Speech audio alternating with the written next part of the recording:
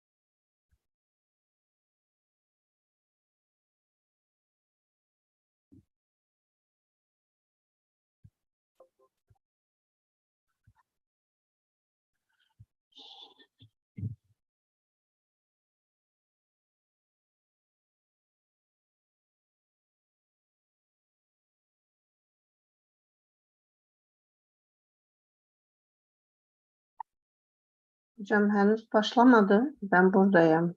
Kimsenin konuştuğu yok.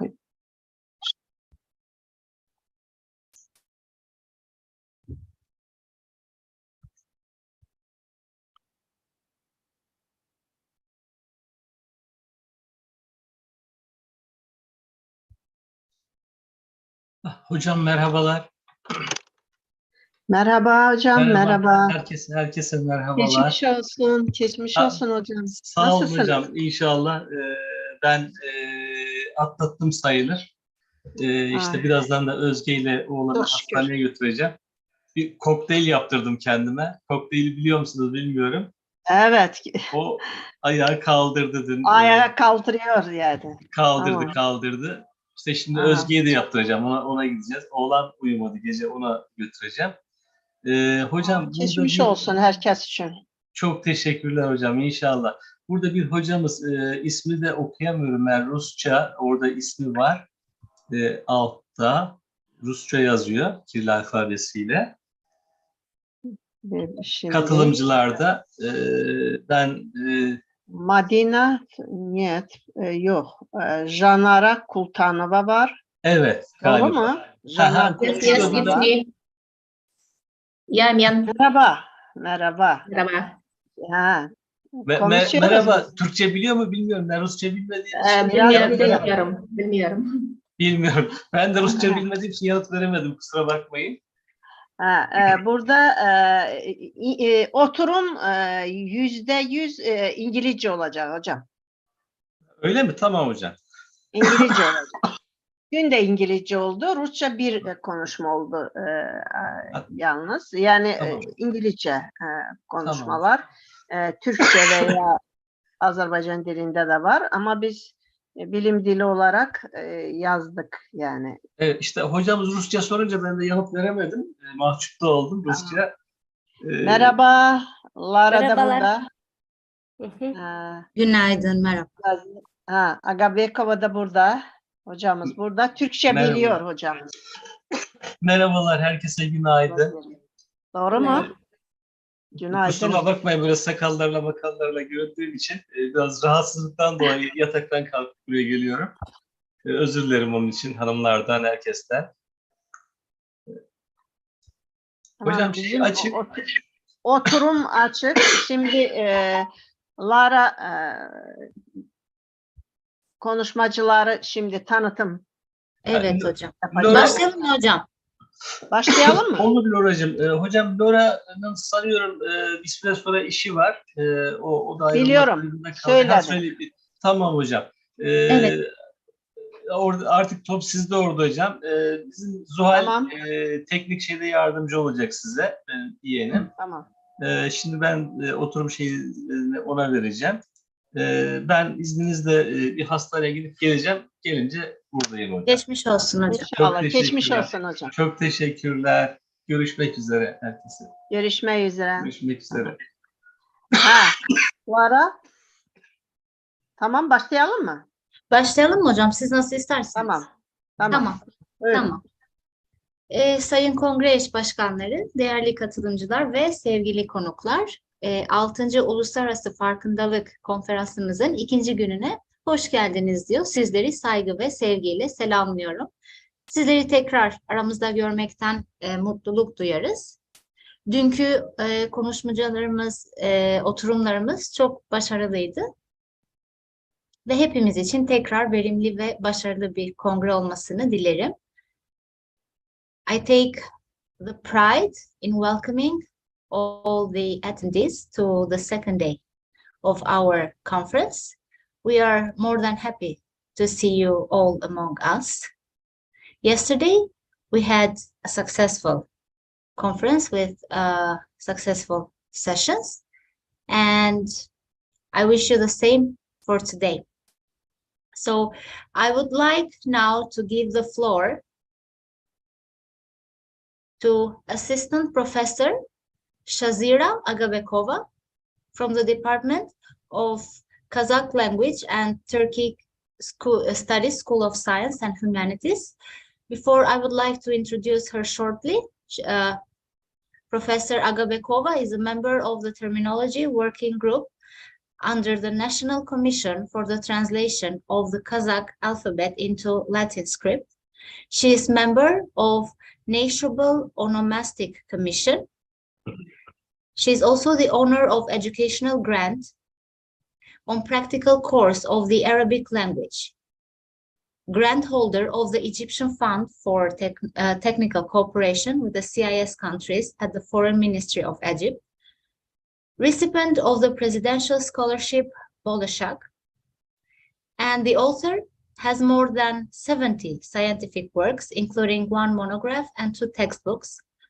The fields of scientific interests include onomastics, Arabic language, ethnolinguistics, comparative linguistics, methods of language teaching. Today, Professor Agabekova will present her report on Türk devletlerinde yabancı isimlerin yazılışlarının özellikleri. So, Professor Agabekova, the floor is yours. Thank you so much, Laura. Değerli hocalarım, sevgili benim bugünkü katılımcılar, değerli konferans katılımcıları, sizinle çevrimci olarak bir arada bulunduğum için çok memnunum. Konferans organizasyon sahiplerinden biri olan bizim Sayın Mehmet hocamızın Allah şifasını versin. Biz şimdi burada görüşüp çok memnun olduk. Sağlıkla aramıza dönmesini diliyorum. Ben Laura'nın söyledikleri gibi Nazarbayev Üniversitesi'nde asistan profesör olarak çalışıyorum. Orada bizim Kazak dili ve Türkoloji departmanı var orada. Bir yıl önce Türkoloji departmanını Kazak dili beraber açıp orada çalışıyoruz şu anda. Ama biz ders olarak sadece Kazak dili ve Türkolojinin bir sıfırasını veriyoruz. Benim bildirimin konusu bu konferansa düzenlerle önceden saygılıklarımla teşekkür ederim. Особенно вот из Казахстана Шулпан Жаркынбековна, я благодарю за то, что мне дали возможность выступать в этой конференции. Benim bildirimin konusu Türk lehçelerinde alıntı isimlerin teslicinin özellikleri ve benzerlikleri diye. Ben slide çıkartabilir miyim? Çıkartabilir miyim slaydımı? Tabii hocam.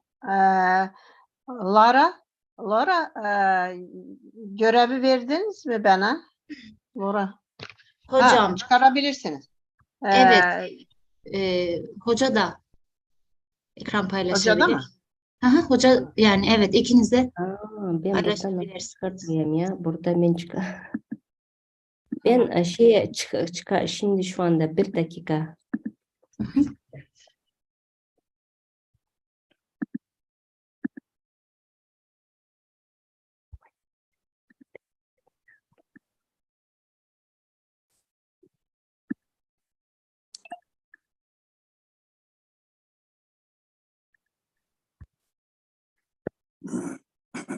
Laura, Evet hocam, buyurun. size göndersem siz çıkartabilir misiniz? Birden çıkamıyor buradan. Sizi Tamam, nereye- bana Nasıl size göndereceğim? Hocam, Hocam, chat- sonda aşağıda bir şey var. Evet vardı, biliyordum da ama burada demonstrasyonda çıkamıyorum ben. Şimdi bir dakika. Bu çıktı. Çıkması lazım. oldu. Tamam, çıktı. Tamam. Çıktı. Oy, çok. Biraz bir dakika şu anda.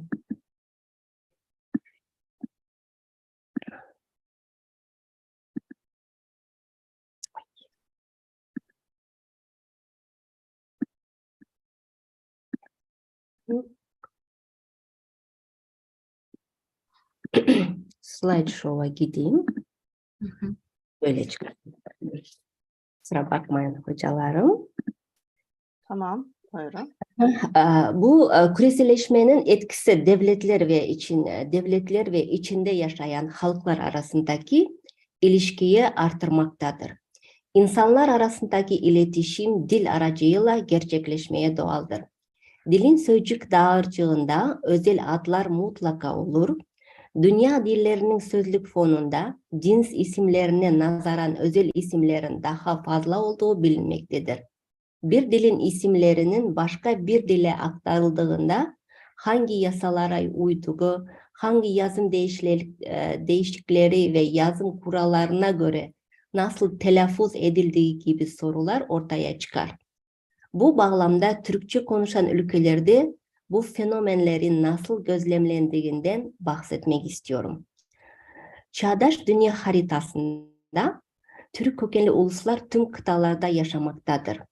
Dünyada Türkçe konuşan halklar sayısı hakkında bilimsel bir bilgi yoktur şu anda. Kaynaklar farklı sayılar gösteriyorlar. Sizin önünüzdeki tablo çeşitli kaynak dayalı olarak Türk kökenli insanın sayısını göstermektedir. Bu rakamlar arasındaki büyük fark Türklerin gezegeninin bir yerinde yaşamasından kaynaklanmaktadır. Şu anda burada tabloda gösterdiğimiz gibi 150'den burası çok şey olmuş. 150'den 141 yaşayan. Mesela bu tablodaki rakamlar 10 yıldan beri gidiyorlar. Şu anda Rusya'da ve Asya'da Türklerin sayısı çok azalmadı.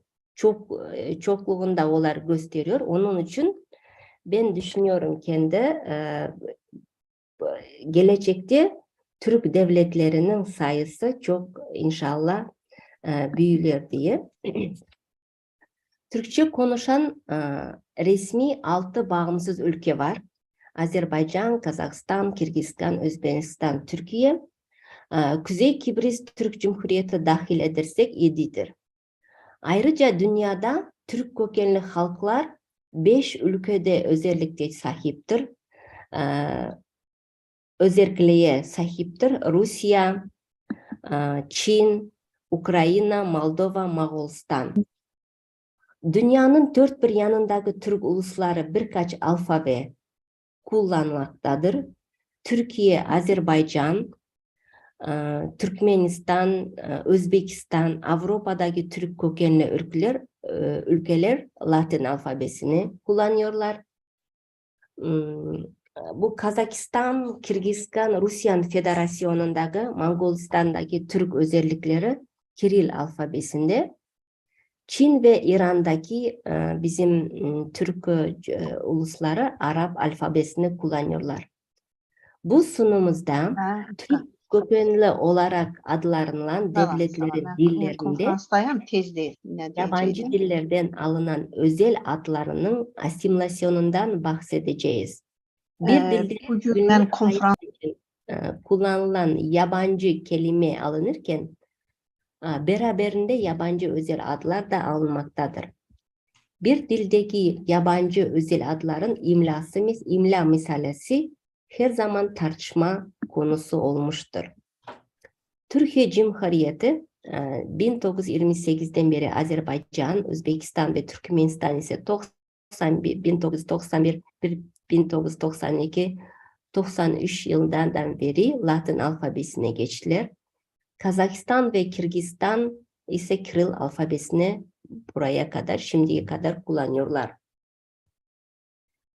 Bu ülkeler farklı yazı grafikler kullandıkları için yabancı dillerden kelime kazanmağında birçok farklılık bulunmaktadır. Türkçe konuşulan hiçbir ülkenin yabancı dilden kelime yazmak için özel bir yabancı standartı, kuralı yoktur. Bu tür kurallarla yalnızca genel dil kurallarında rastlanır. Bu tabloda genel dil kurallarının adları var. Azerbaycan dilinin orfografiya, lügati, Kazak dilinin anıktağışı, Özbek dilinin asosiy imla kaidaları, imla kılavuzu Türkçesinde, Kırgız dilinin yazı ereceleri gibi. Bizim büyük alimimiz şu anda Yakup İlmaz, Türkiye'li alim, Azerbaycan ve Türkiye Türkçesinde yabancı özel adlarının yazımı meselesi adlı makalesinde bu problem ortaya çıkartıp bilimsel analiz yaptılar. Bu sizin tabloda yabancı özel adlarının yazımına göre 10 kural bu Türkiye Türkçesindeki yazım kuralından alındı. Bunda 10 kuralın içerisinde eskiden Türkçe'ye yerleşen bazı Batı kökenli kişi var. Yer adlarının Türkçe'de nasıl yazılacağını, sonra kökeni Arapça ve Farsça olan kişi ve yer adlarının Türkçe nasıl, Yunanca adlar, Rusça'nın özel adları, Çince adlar, Japonca adlar böyle ayrı ayrı verilmişler. Yani onlar Türkiye Türkçesinde gelen nasıl yazılacak ve nasıl telaffuz edilecek olar kadar. İkinci, Azerbaycan dilinin orfografiya lügatında bu gibi 5 kural var. Onun içerisinde böyle yani bu Arapça, Türkçe'de yazılmamış. Burada sufiks, afiksler hakkında yazılmış. Yani sonu iyi, ski ile kurtayan, yani biten, hususi umumi alinler, Rus dilinde terkibinde s olan isimlerden nasıl geleceğini, Rus dilinde terkibinde ş olan alınma sözlerinde aslı h sessiz harfleri var Türkiye Türkçe. Türkiye Türklerinde aslı c ünsüz harfi. Yani sadece 5 kural yazılmış. Şimdi Kazakistan ve Kırgızistan biliyorsunuz onlar Kiril alfabesinde. Kazakça ve Kırgız dillerinde, Özbek dillerinde de yazım kurallarının içinde çok az belirten. Mesela Kazak dilinde Orus dilinden engen diye böyle verilmiş. Aslında Orus dilinden kelime olarak değil, onlarda harf olarak, birleşim harfleri olarak verilmiş. Rusçadan girilen rk, rg, bunlardan biten kelimelerde nasıl yazılacak diye. Sonra bu yazım kuralında Kazak dilinin orfografiya erecesinde bas harfler emlesi diye bir alt bölüm var. Onun içerisinde de var ama çok azıcık. Mesela bu genel verilmedi. Kazak dilindeki yer adları büyük harfle verilecek diye. Arapça ve Farsça dillerinden gelen sözlerin yazılışı ama burada özel isimleri söylememiş. Bu kelimelerin yazılışını verdik. Burada da biz bazı kurallarını kullanabiliriz. Bundan Türkiye bunun eserinin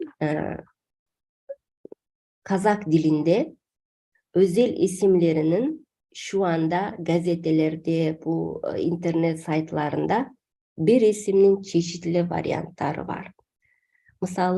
Mesela Almanya iki çeşitli yazılacak. Amerika, onun Birleşken Amerika Kurama Ştatları o sadece bir yazılacak, yani tüm Kazakça. Ama Amerika gibi bazıları Amerika, bazıları Amerika gibi. Avustralya, Avusturya, mesela Vengriya, Macaristan şu anda mesela çokluğunda Macaristan diye yazılıyoruz. Grekya, Gürcistan, bazılarında Gürcistan, Rusya, Irak, Mongolia, Katar. Burada mesela şu anda Avrupa futbol yarışması geçiyoruz, görüyoruz hepimiz. Burada da bazı bizim gazetelerimizde, internet kurallarında Katar, bazıları Katar. Aslında bu K, Arapçadaki K, Kazak dilinde ikisi bir harf gibi var. Ama bazıları Ruslardan gelip Katar diye alınıyoruz. Türkmenistan'da, Aşgabat'ta, mesela Dimaşk diye de bir nuskası var. Жаңасібір, Novosibirsk, Mahaçkala, Rim, Ürüm, Nahçıvan böyle çeşitli. Sonra bizde Kazak dilinde nereye gittim ya?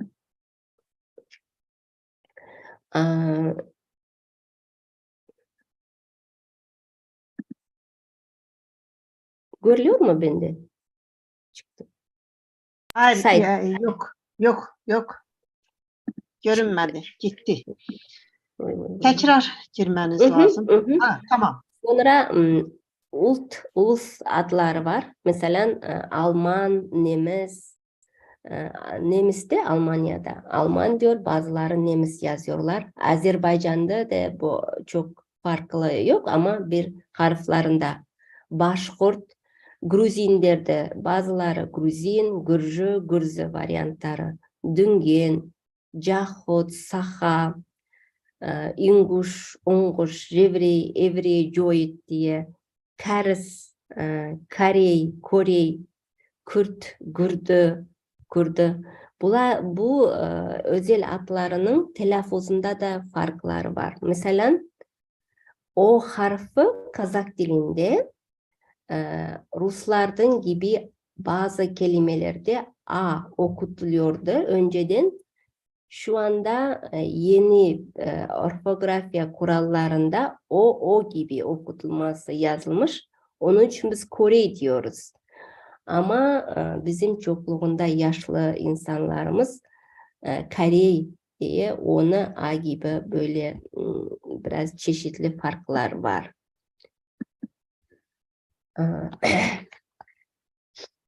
Türkiye'de yabancı adların yazılması dil bilim ilkelerine beliren özel bir imla kuralı bulunmakla birlikte yabancı dilin özelliklerine dayanmaktadır. Biz onu çok söyledik. Bu kurallar dil normlarını yansıtan kurallarla birlikte sunulur. Yabancı isimleri kullanmanın birkaç şekli vardır. O orijinal şeklinde göre yazılır. Yuri Gagarin, Dumo, Newton diyen gibi. Türkçe telaffuz göre yazılır. Shakespeare, for example, ben şimdi göstereceğim burada. İngilizce nüshasından Türkçe'ye dönüştürülür. Tıpkı tilden Türkçe'ye dönüştürülür yazılır. Ben burada şu anda Azerbaycan dilinde Rusçadan alınan Rusça hangi dillerde biraz farklarını ve çeşitliliklerini konuşacağım. Azerbaycan dilinde Rusçadan alınan sonu yu, sky ekleriyle biten özel isimler ve soy isimlerin sonunda i yazılmaz. Gorki, Yaroslavski, Mayakovski gibi. Türk dilinde Rusçadaki özel isimler Rus dilinin telaffuzuna uygun Türkçe harfleri yazılır. Türkçe asimile edilmiş bazı batılı kişi ve yer adları Napolyon, Venedik, Lüksemburg gibi Türkçe telaffuzuna göre yazılır. Azerbaycan dilinde yabancı kelimeler telaffuzlarına göre yazılır. Azerbaycan ve Türk dilinde Türk devletlerinin kişi ve yer adları Azerbaycan, Özbekistan, Taşkent, Semerkant, Baku, Bişkek, Abdullah Tukay, Abdurrahman, Abdurrauf Fitrat, Bahtiyar, Vahapzade, Baykonur gibi kalıplaşmış şekillerle böyle yazılır. Yani bu sizin önündeki tablodakiler bizim yazım kılavuzlarından alındı. Yabancı dilden alınan akım adları Azerbaycan ve Türk dilinde Descartesçılık, epikürçülük gibi söylenişe göre yazılır. Ancak Azerbaycan dilinde metin içinde küçük harfle başlamaktadır. Azerbaycan ve Türk dilinde yer adları Hyde Park, New York, San Marino gibi her iki dilde de ayrı yazılır. Şu anda Kazak dilinde de böyle Kazak dilinde de yer adları İngilizceden gelen yani önemli bir adlar çok kullanan New York, San Marino diye onlar da İngiliz grafiklarla yani Latin grafiklarında İngiliz dilinde yazılmaya başladı. Azerbaycan bu Türk dilinde Arap ve Fars kökenli kişi ve yer adları Ahmet, Bedrettin, Fuat, Mehmet, İskenderiye, Medine, Mekke gibi her iki dilde de ses ve yapı özelliklerine göre yazılır. Kazak dilinde böyle değil. Kazak dilinde Arapçadan ve Farsçadan gelen kökenli isimler onların yazılmasında çok büyük farklılık var. Çünkü Kazakistan'ın teritoriyası, yer bölgesi çok büyük olduğu için Batı Kazakistan'da biraz farklı ve Doğu Kazakistan'da farklı yazılıyor. Bir ismin mesela Abdurrahman diye çeşitli varyantları var. Azerbaycan ve Türk dilinde Yunan adları yazıldığında Yunan harflerinin telaffuzuna uygun harfler kullanılır, mevcut formları da kullanılabilir. Kazak dilinde şu anda bu Herodot, Sokrates, Aristoteles, Platon gibi adlarımız onların şimdi Türk nüshasından yani orijinal dilden almaya başladı. Büyük bir Kazakistan'da şu anda H'den gelen yer adları, isimler o önceden G ile yani donör dil olarak G ile yazılıyordu. Şimdi H ile yazılıp H telaffuz ediliyor. Mesela çok büyük bir film Harry Potter biliyorsunuz. Önce o zamanlara kadar Harry Potter diyorduk. Şimdi Kazakçaya çevirdiğimde, aktardığımda onu da Harry Potter diyor. Bu filmde çıktı. Biraz sensasyonlu, çok güzel aktarma yaptılar. Yani anamastikalık terminler var. Çok vayan Ruslanlardan. Mesela hidronim, toponimlerin hepsinde bu terminler H Rusça'ya önce Y'den geliyordu. Rus dili gibi. Şu anda onun H kendisi yazılıyor. Azerice'de alıntılı kelimedeki C ünsüzü Jack London, Jumper ince ünlüyle oluşan hecelerde C harfiyle yazılır. Türkçe'de Latin alfabesinin kullanılan dillerden alınan özel isimler Beethoven, Molière gibi aslına göre değiştirilen yazılır. Ancak Batı dillerindeki özel isimlerin okunuşu çizgi içinde verilir. Bu Shakespeare diye yazmış. Bu gibi örnek şu anda Kazak ve Kırgız dillerine de giriyor. Yani okunuşu gibi yazılıyor ama parantezin içinde onun tüm nüskalık forması, yani tüm nüskalık forması yazılıyor ama Kazakça Kiril'de Shakespeare diye yazılmaya başladı. Bu neden geliyor? Şu anda Kazakça'daki ve Kırgızistan'da İngilizcenin rolü çok büyüyor. Okullarda 3 dil siyaseti var. Rusça, İngilizce, Kazakça diye. Onun için okulların hepsinde İngilizce okutuluyor. Onun üzerinde bu büyük önemli isimler özünün İngilizce kelime olarak yazılmaya başladı. Azerbaycan dilinde Rusça'da s içeren adlar kelime başında s, kelime orta ve sonunda s şeklinde yazılıyordu.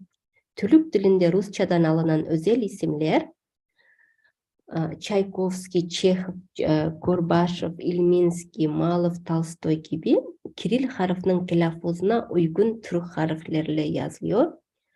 Azerbaycan dili Rus dili aracıyla aldığı Batı kişi adlarının yazılısına Rus diline göre, Türk dili ise Fransız diline göre verilmiş. Biraz farklılıklar da var. Bu Türkçe'de bulunan Kazakistan ve Kırgızistan Cumhuriyetleri yabancı dillerden alınan onomastik isimleri esas olarak Rus dilinin kuralları aracıyla kabul etse de özel bir kuralı yoktur. Kurallar genel dil kaidelerine göre belirlenir. Kazakistan'da Kiril alfabesine geçişin üzerinde neredeyse bir asır geçmesine rağmen yabancı kelime ediminde özel bir kanun yok. Bunun nedenlerinden biri 20. yüzyılın başından bu yana Kiril alfabesinin çeşitli değişikliklere uğraması ve yazım kurallarının değişmesidir.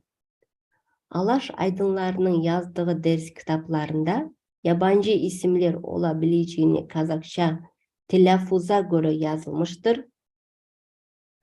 Moskov diye yazılmış. Avrupa diye yazılmış. Beijing, Macaristan. 1960 yıllarından bağımsızlığına kadar yabancı isimler Rus Federasyonu Rus dilinin normatif yasalarına göre kabul edilmiştir. Çünkü Sovyetler Birliği'nde Bilimler Akademiyası Coğrafya Enstitüsü kurulmuş ve haritalar yapmayı ve harita üzerinde ülkeler yerleştirmeye başlamıştır. Şu anda Özbekistan'da durum farklıdır. Latin harflerinin kullanmaya başlanması üzerinden çeyrek asır geçmesine rağmen hala bir tutarlılık Özbek dilinde de yoktur. Birçok belge Kiril alfabesine yazılmıştır veya Rusya versiyonunun yalnızca Özbekçe çevrilmiştir. 2020 yılın Azerbaycan'da Azerbaycan Cumhuriyeti'nin coğrafi varlıklarının isimlerinin Azerbaycan alfabesinden Rus alfabesine ve Azerbaycan Cumhuriyeti'nin coğrafi farklarının adların Azerbaycan alfabesinden İngiliz alfabesine transliterasyonuna ilişkin kurallar başlıklı bir belge imzalandı. Bu belgede Azerbaycan Cumhuriyeti'ndeki coğrafi nesnelerin Rusça ve İngilizce transliterasyon kuralları ayrıntılı olarak yazılmıştır. Ancak bu belgenin devamı olarak isimlerin Azerice yazılmasına ilişkin kuralların hazırlanmasını iyi olacağını düşünüyorum. bilgi yazarken kusura bakmayın biraz. Bugüne kadar Kazakistan esas olarak bu ülkelerle dikkat almaktadır. Hepinize bilir 2017 yılında Kazakistan Latin grafikasına geçmeli bir büyük siyaset başlamıştı ama o 3 yıldan sonra bu Latin grafikasına geçme siyaseti şu anda biraz kapatıldı. Yani o kadar kapatılmadı ama biraz onu düzeltmeye biraz o hakkında çok çalışmalar yapmamız gerek diye şimdi devamı var diye yazıyoruz ki yazılıyor. O Latin grafikasına geçtiğimiz zaman yazım kurulları Azerbaycan ve Türkiye Türkçesine çok benziyordu. Yani nasıl yazmanın telaffuzunda nasıl olsa bazılarında yazıldığı da öyle gibi diye Türkiye Türkçesindeki, Azerbaycan Türkçesindeki yazım kurallarından örnek olarak aldılar. Ama inşallah biz mümkün Latin grafikasına geçtiğimiz zaman bu şeyleri bir yola çıkartacağız diye düşünüyoruz. Dinledikleriniz için çok teşekkür ederiz.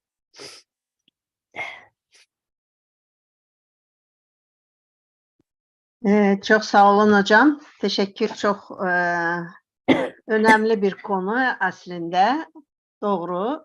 Yani aynı mesela yabancı kelimeni farklı Türk dillerinde farklı yazılması bence de bir ortak bir kural olsa daha doğru olabilir.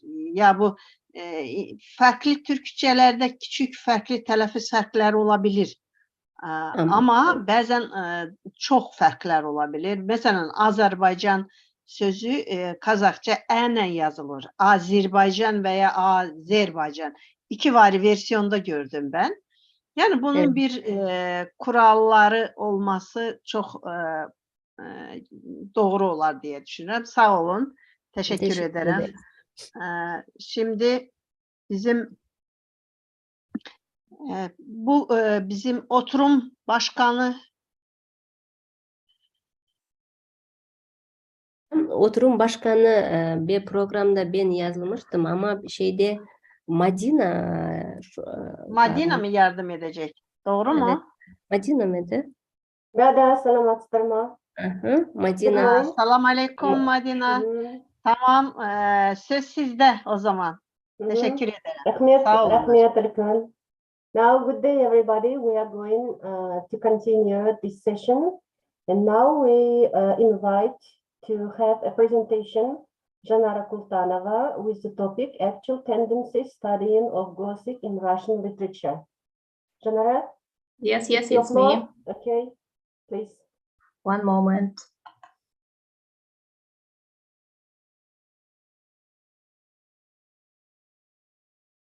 Don't forget, please, about time limit. Okay, you have only 10 minutes for your presentation. Yes, I try to keep the time limit.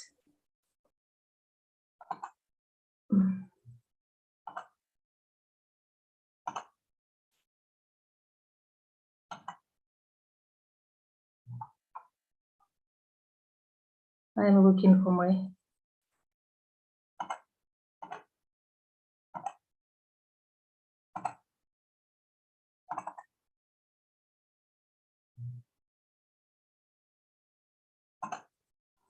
Is it available to observe the presentation?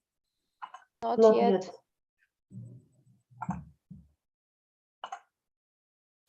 Yes? Yes, it's okay. Yes. You can start. So, my name is Janara Kultanova. This is a part of the structure of the thesis I'm going to present, and the title of the report is Actual Tendencies Studying of Gothic in Russian Literature. So, the Gothic tradition is an important component of the poetics of Western European and Russian Romanticism. The actualization of Gothic at the turn of the 19th, early 20th centuries demonstrate the continuity of cultural traditions. It was this time, the time of change and uncertainty, gloomy omens, disappointment, and a sense of the approaching demise of the existing social and political system. None of these could affect the Russian poetry and the emergence of a special nature of symbolism correlating with Gothic poetics connected with it. Despite the variety of approaches of the study related to this problem, there is a common attitude in foreign and Russian literary studies, and namely a tendency to analyze Gothic images, motifs, and techniques in literature during the period of symbolism and their transformation. So, the relevance of the research consists of the possibility to study the features of Western European and Russian symbolism and its conditionality with Gothic.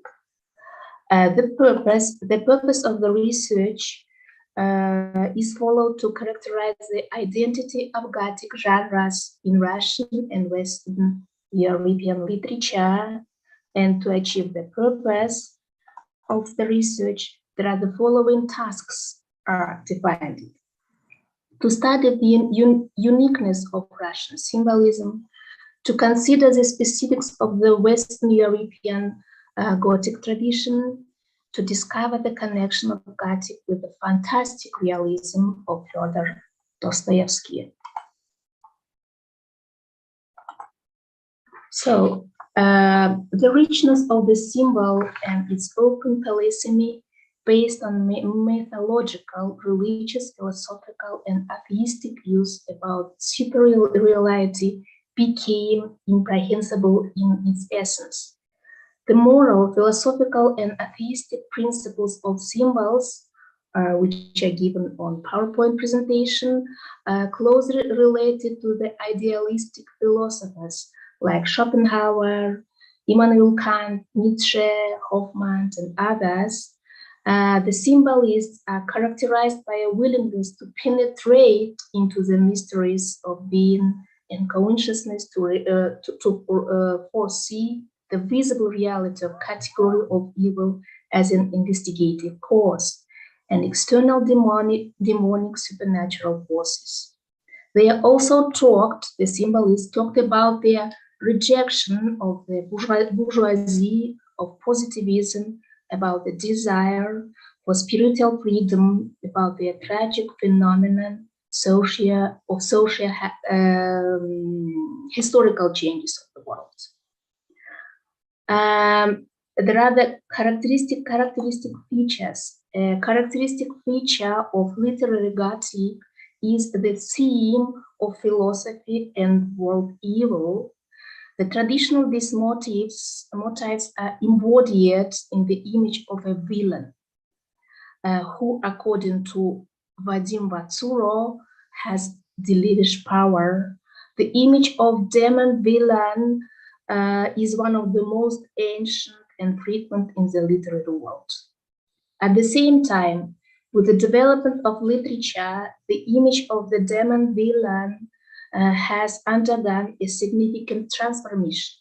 From disgusting creature of the hell, he turned into a mysterious person surrounded by a halo of suffering, instilling not a sense of fear, but deep sadness and often the universal sorrow.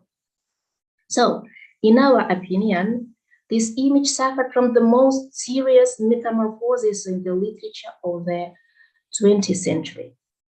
In this regard, the relevance of this study is to explain by the need to understand the specifics or the incarnation of the demon villain image in the domestic prose of the 20th century, widely representing various types of infernal characters, and they are the fair lilies, vampires, fallen angels, demons on the contract. In foreign literary studies, the research of Gothic poetics began much earlier than in Russian science. Жанара, Scientists- excuse Yes. me, ауыстырмайсыз ба? Кішкене Как? слайдтар ауыстырылмай тұр маған. Вот. Окей, спасибо. Scientists have analyzed the prerequisites for its appearance and evolution, motives, unity of time and space. Russian literary sources in collective monograph by Tamarchenko, Malkina, and Polyakova, Gothic tradition in Russian literature, analyzed from the point of view of theoretical poetic theme science and techniques of the Gothic tradition in Russian literature. The first examples of Russian Gothic, the forerunner of the literature of symbolism, no matter how paradoxical the assumption may seem, were literary works by Karamzin. He mentioned a kind of Gothic tradition that is associated with educational and sentimental literature. Landscape descriptions contain the tradition.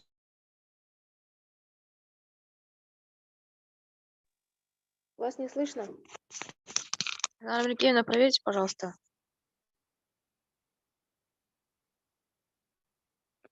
Микрофон. Все, теперь слышно? Да, теперь слышно.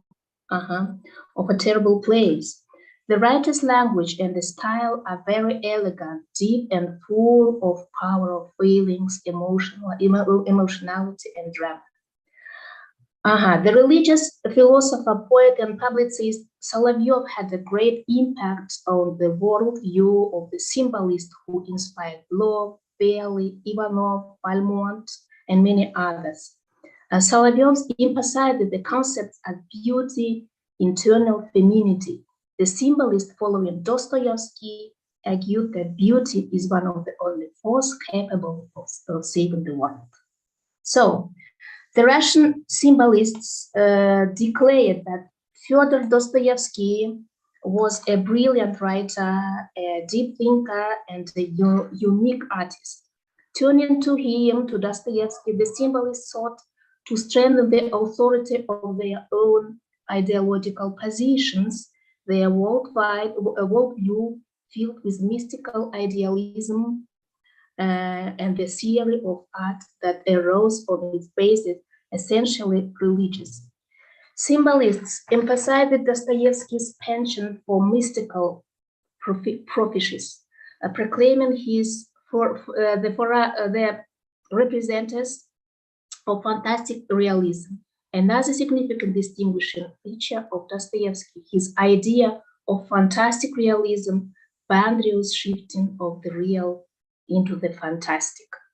He created the next works, novellas and short stories, The Dream of a Funny Man, The Duality, Blas, and The Boy at on the Christmas Tree, and the high artistic merits of Dostoevsky's works prove the fruitfulness of his atheistic experiences.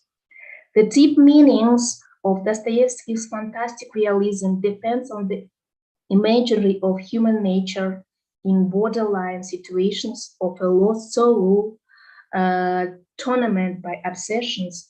In his well-known novel Crime and Punishment with Raskolnikov and Shatov, with the literary work Demons.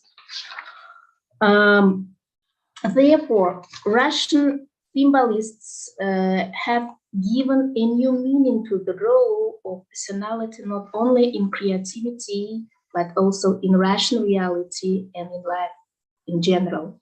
The interest in the personality of poets, writers, and other artists led them to a kind of individuality expansion.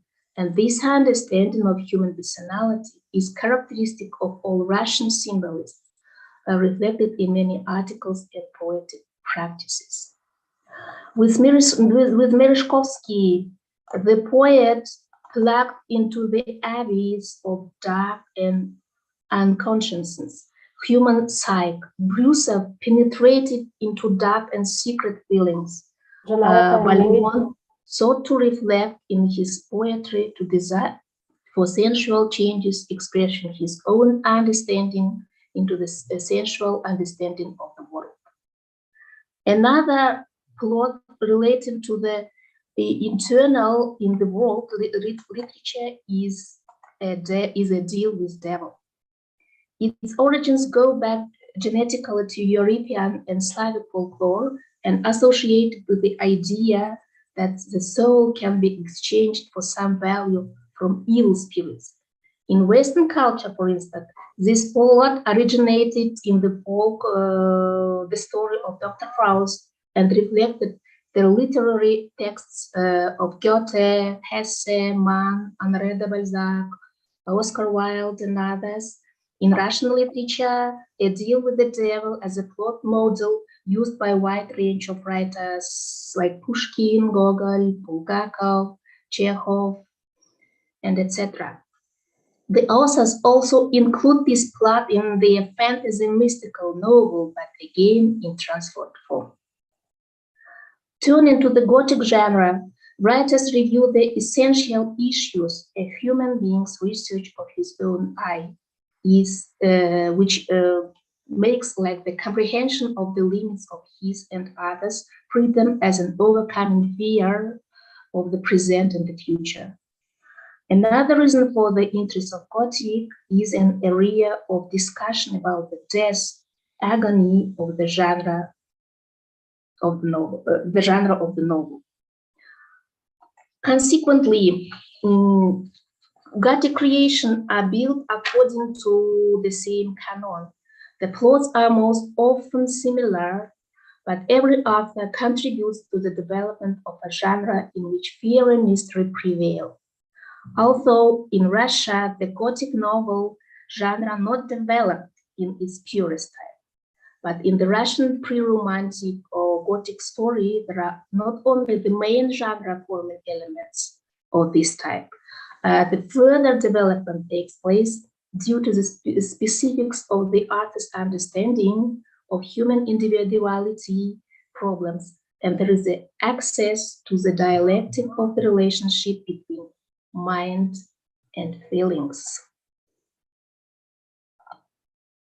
That is all. Thank you. Okay, thank you very much for your interesting research. Now, colleagues, if you have any questions, you can ask Janara.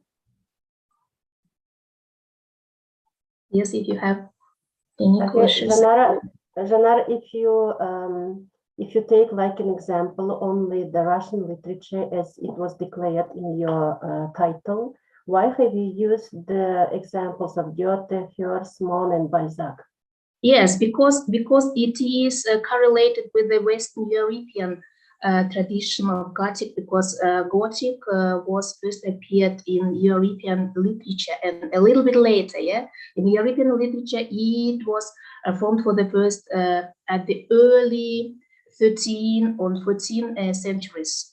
But close to 17th and 18th centuries, it was appeared, Gothic genre appeared in Russian literature, and that's why it is quite right to make some kind of comparison here to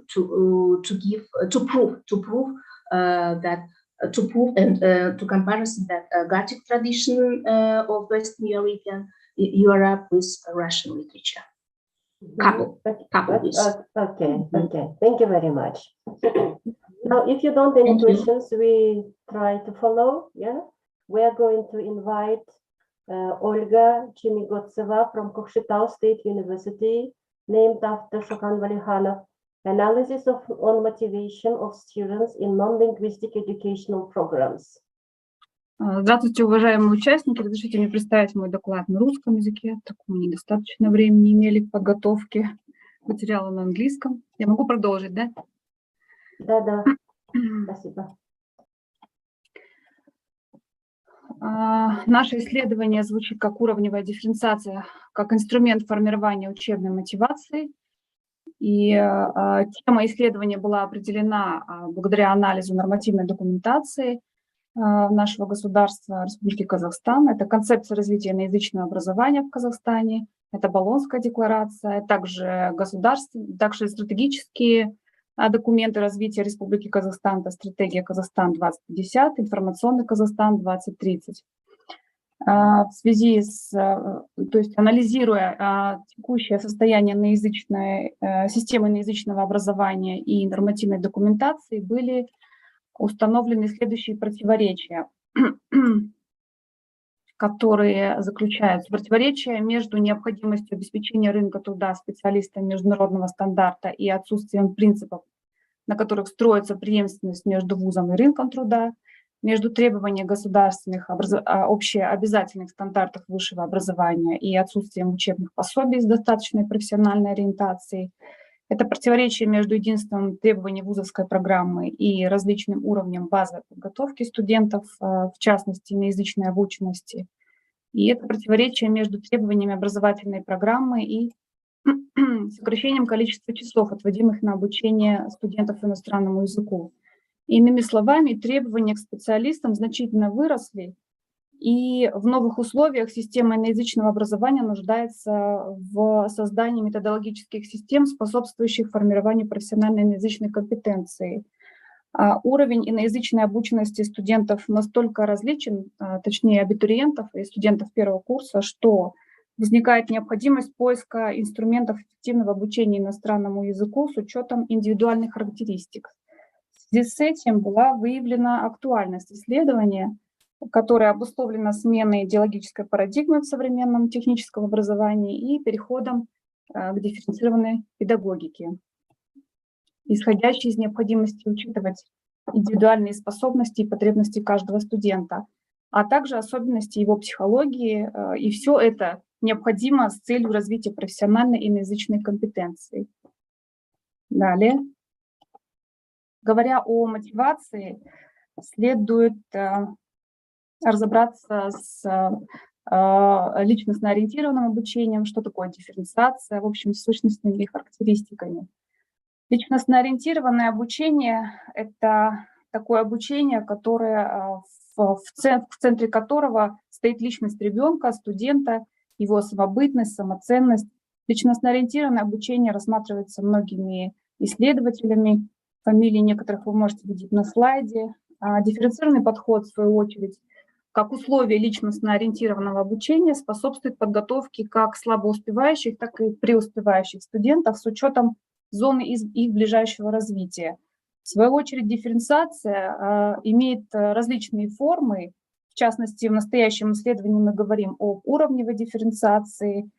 Если внешняя дифференциация – это тип обучения или система обучения, предполагающая разделение потока студентов или, то есть обучающихся или учащихся на устойчивые группы, как, например, сильные студенты, слабые студенты, то есть группа сильных студентов, группа слабых студентов. Если это касается школы, то это классы с математическим, например, обучением или с уклоном в гуманитарное обучение, то уровневая дифференциация – это система обучения, которая предполагает деление студентов для обучающихся по определенным характеристикам внутри одной устойчивой группы.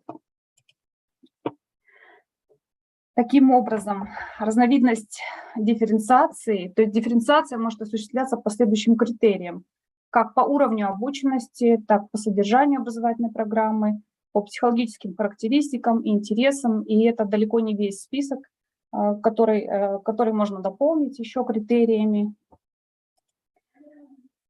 Таким образом, для того, чтобы сформировать положительную мотивацию в обучении, то есть в формировании положительной мотивации может быть использована технология уровневой дифференциации. Для того, чтобы понять саму схему формирования мотивации, следует разобраться, из чего состоит мотивация.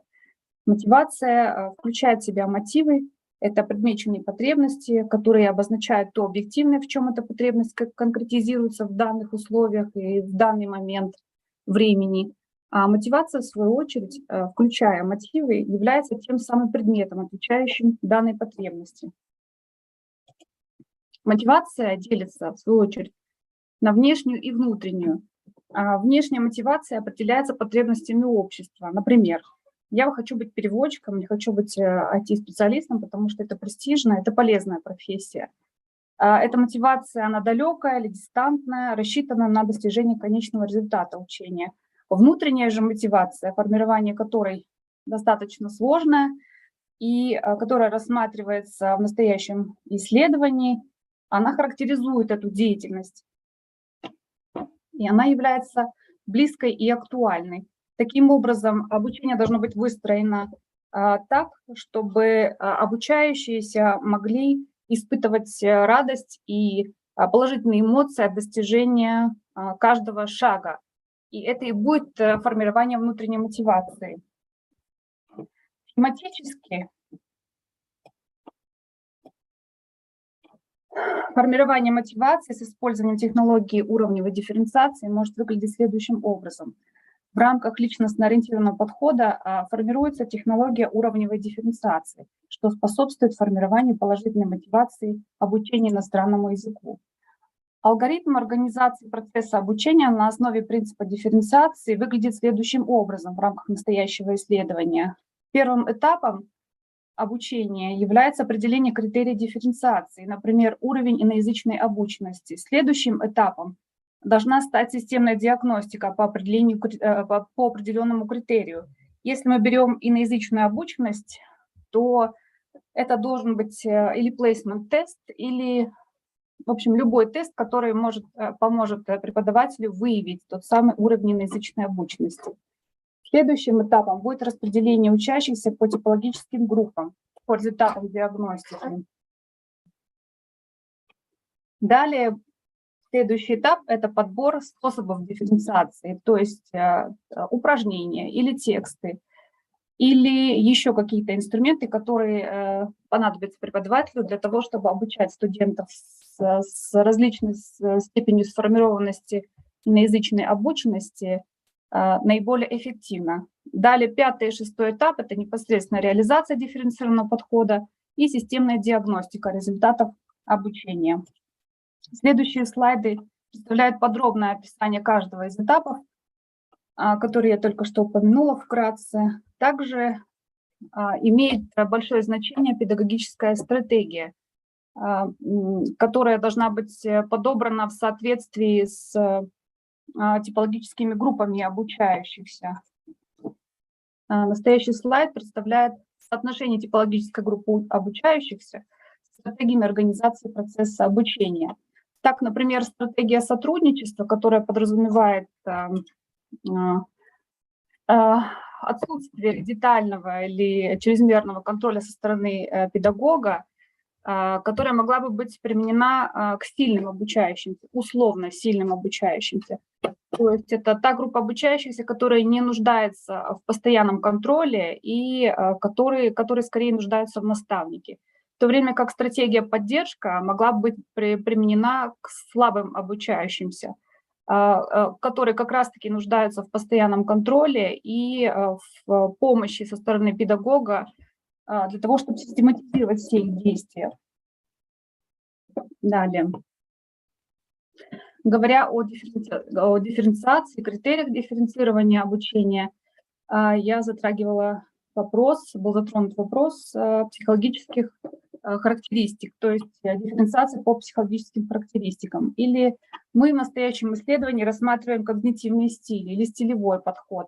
Это очень актуальный подход, который рассматривается многими исследователями. Также вы можете видеть имена, фамилии исследователей, которые рассматривали этот подход в своих исследованиях. То есть это тот инструмент, с помощью которого исследуются механизмы индивидуальных различий между людьми и способов познания действий.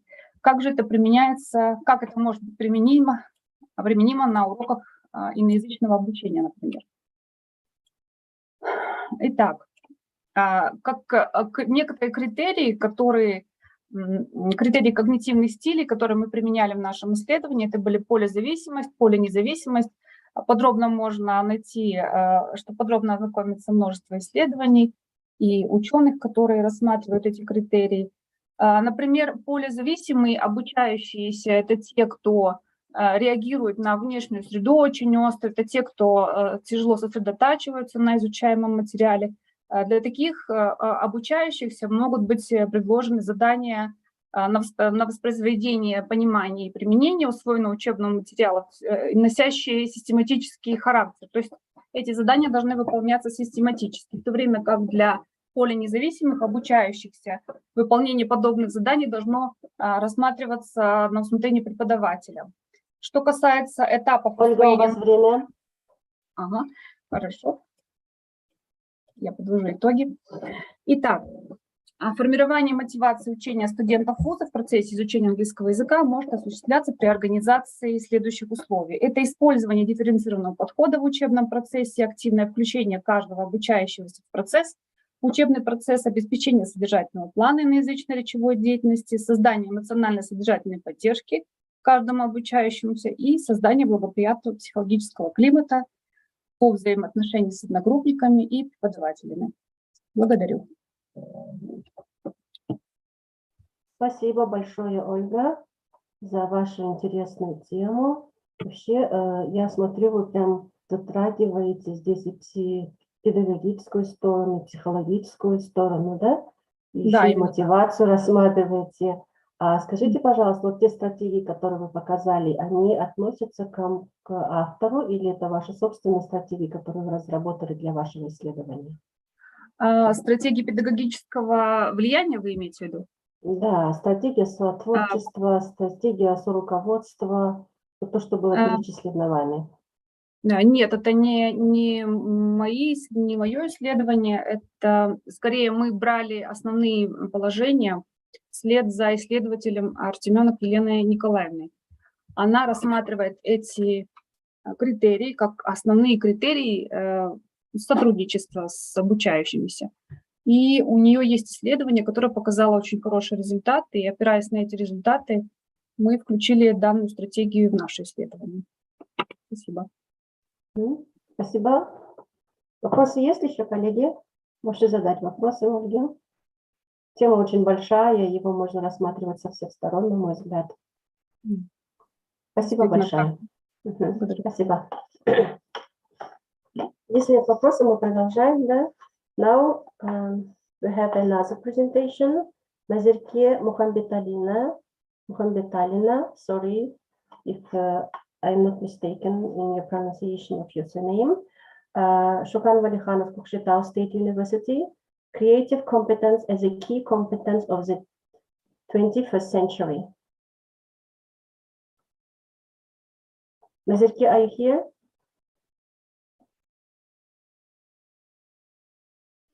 Hello, everybody. Okay. Can you see my presentation? Welcome. Yes, everything is okay. You can start.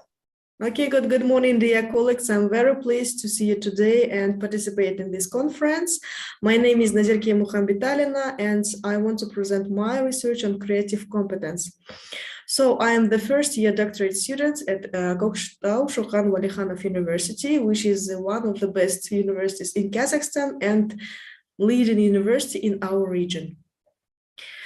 So, and the topic of my research is creative competence, because it's one of the key competences of the 21st century. In the new economic conditions, the prosperity of the country, the influence of the development of science impose the task improving the structure and content of education. From this point of view, education is entering a creative pedagogical civilization. One of the most important requirements is the high level of professional creativity and creative potential individually, and creativity of the future specialist as a competent person in the new direction of education development. So at the present time, the priority in the educational system of Kazakhstan is the development of systems supporting talented children. An educational organization must create conditions that provide the opportunity to work with gifted children, organize intellectual and creative competencies, scientific and technical creativity, and design the research activities. Only creatively thinking and acting teacher is capable of bringing up a creative personality in a student. Therefore, the role of a teacher in development of students' creative potential differs from the traditional role of a teacher as a carrier and conductor of information. So, in the creativity, just a minute.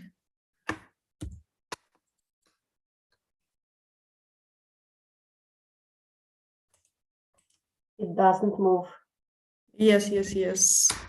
Should I show like here? Okay, not full of information. So, as creativity is one of the 4 C's of the 21st century skills are.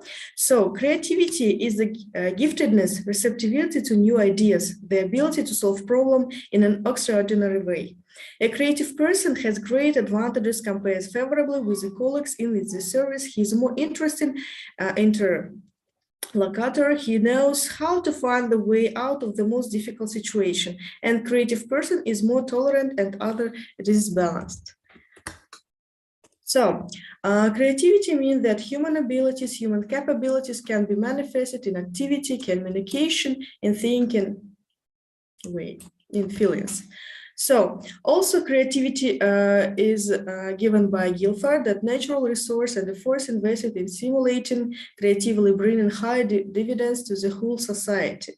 And one of the nowadays, how can I say, yes, scholars, Liatsky give the next formation of the phenomenon creativity is the ability to make unexpected decisions based on existing knowledge or experience as a person's creative potential that helps him to create something new.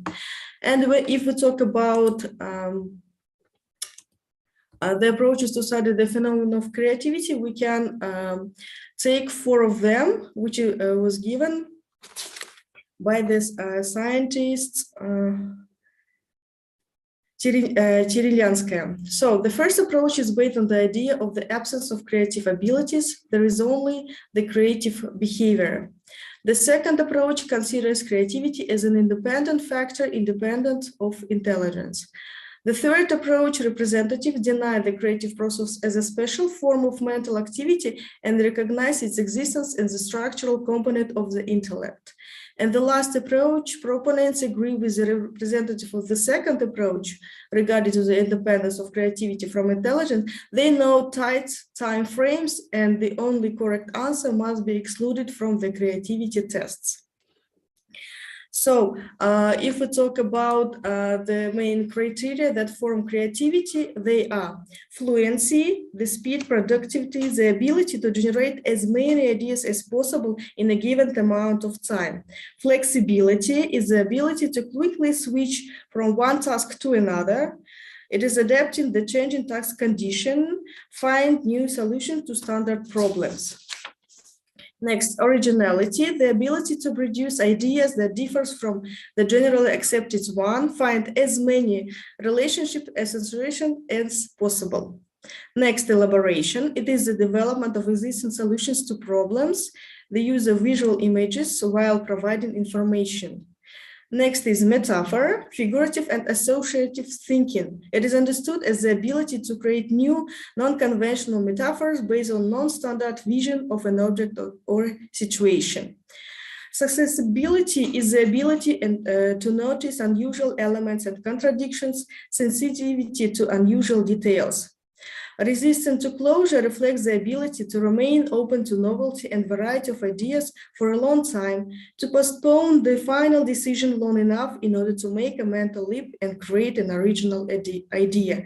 And the last criteria, abstractedness, is the ability to turn images into clear forms, to express judgment that precede the formation of the final version of abstraction product as a mental operation. And the presence of these skills in a person indicate that creativity or creative potential. So creativity can be manifested in creative competence, yes, which is the set of knowledge, skills, involvements in activity that generates a willingness to display creative activity within the framework of professional activity. So, and when we talk about competences, we should always find them in behavioral indicators. And so we decided to look after Pinska and Mikhailova, and also we choose next behavioral indicators like curiosity, creation of ideas, and development of proposed ideas. If we talk about curiosity, this shows that an active interest in the world around him and desire to learn as much as possible about the world around him. Creation new ideas, it is actively produces own ideas, where two aspects stand out: originality of proposed ideas and flexibility, the ability to produce a large number of ideas. And the last one is the development of proposed ideas, which means evaluating the proposed ideas from different positions and searching for their strengths in order to and weaknesses in order to improve the idea. And in order to how can I say, to describe these competences, we usually choose should put the scale of development these competences, and we have decided to look after Akhmedchina and choose 3 levels. The first level of basic development of primitive competence, the second level of confident possession of this competence, and the third is the skill level or advanced level. And next you can see here as examples how can this competence be divided into the levels. If we see the first level is the person or student recognizes the need for new approaches, open to new ideas, challenges traditional approaches, and seeks alternatives. Understands when a new approach is needed, quickly takes into account new information when considering different options. The second level is introducing new approaches, looks for ideas or solutions that have worked in other circumstances and apply them to the proposed situations using existing solutions in an innovative way to solve problems. Sees the long-term consequences of possible decisions. And the last one level, it is develops level, creates an environment that supports creative thinking, curiosity, and experimentation, prefers challenges to traditional approach, supports experimentation to maximize innovation potential. So creative competence, being as one of the key ones, develops in the learning process. Since the creative potential of students should be formed without a break from academic abilities. And we strongly believe that during the educational process, we always should form a creative competence in students' education. Thank you for your attention. Okay, thank you very much, Nazirkia, for your so complicated topic, like a creative competence. It's like a general topic. And are you going to look only one competence? Or you yes, have I'm going to look after creative competence, and mostly I want to look at the indicators. Yes. I started to do my research, how can I say, experimental work, yes, and I want mostly take into account only indicators of this creative competence. You mean students, yeah? Yes, students from the first to the fourth course. Mm-hmm. Okay, thank you very much. Good luck. Thank you. Thank you. Do you have any questions for Nazirkia? You can ask, please. No questions, yeah? Тогда разрешите мне представить нашего следующего участника, Елена Грищаева. Здравствуйте. Now, before starting our presentation, I'd like to tell about our participant, Елена Грищаева. As I know, she is a doctor of philological sciences, and she is our lovely and permanent participant of this conference. Last year, she was participating in the plenary session in this conference. She is a professor of Academic Research Laboratory for Behavioral Economics and the Communication Development at Siberian Federal University, Krasnoyarsk, Russia.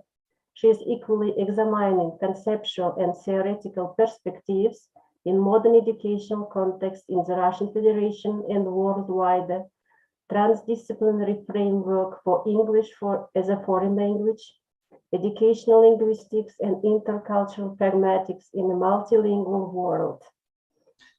Now, please, Elena. Thank you It's very your much, floor. Martina, for Okay. lovely words. Well, I am a little bit confused, really. Okay. Well, it's my pleasure Welcome. to present my university, the Siberian Federal University. And today, I'm here today to present, to report on culture sensitivity as a critical prerequisite of a good conversation. Well, my actual study features culture sensitivity as a central, if not a critical factor of a communicative practice. Diverse behavioral strategies either strengthen or ruin the joy and pleasure of a friendly banter, business meeting, or social convention.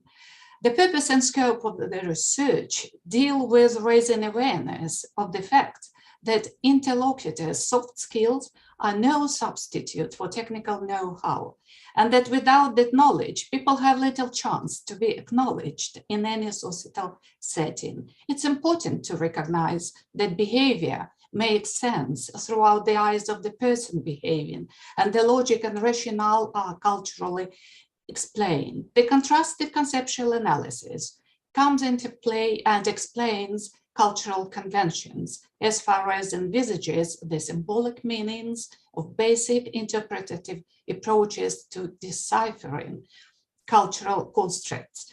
Transdisciplinary research fields, united cognitive linguistics, linguistic psychology, and cross-cultural communication enhance value awareness and value systems, in particular culture codes.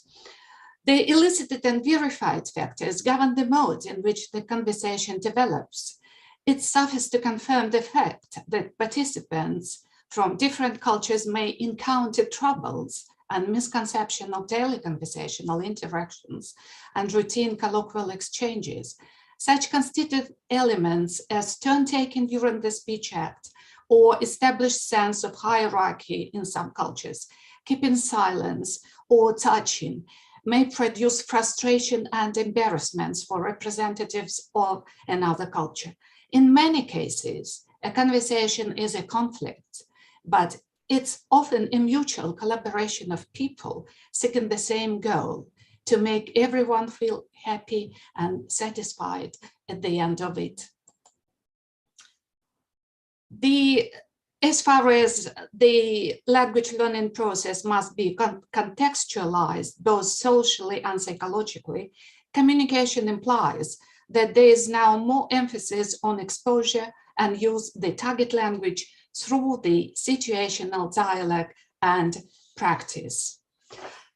At the same time, there is also a growing interest in moving away from language learning alone towards learning to learn languages, just as there's a growing interest in moving beyond language learning towards languaging. Taking all this into consideration, we are asking questions. Are there any clear-cut methods to follow to reach cultural sensitivity and become a good conversationalist? It would be fair enough to emphasize that currently scholars argue that language teachers are experiencing a so-called post-method era. Different language teaching and learning approaches often overlap, exacerbated by the fact that there seem to be so many diverse notions and definitions of what it means to know a language. There are some common strands emerging, however. It's increasingly common to hear voices clamoring for the need to understand the language learning process within the socially pragmatic frames. It goes without saying that language learning is situated and socially gated. It begins at the micro level of social activity. Social interactions are characterized by joint actions that are dependent on intersubjective or shared cognition. That is, a human being's recognition that can share beliefs and intentions with our humans. The scope of this context can be wide-ranging and include everyday informal context of interaction, such as ad hoc conversations, text messages, online game playing, as well as more formal contexts, such as comprising foreign language classrooms where students are instructed, informed, they can discuss, solve problems, and so on. Now, this is the moment to formulate the general research questions. You can see them on the slides. The major of them are how to teach students to acquire a new language and to develop their cognitive skills, and will provide them with the needed intuition and cultural sensitivity. What theory can propose instruction, and how to design and best facilitate the learner's cultural journey. What types of teaching methodologies, strategies, and techniques contribute best to construct learning identity, intuition, and retention of culturally induced information.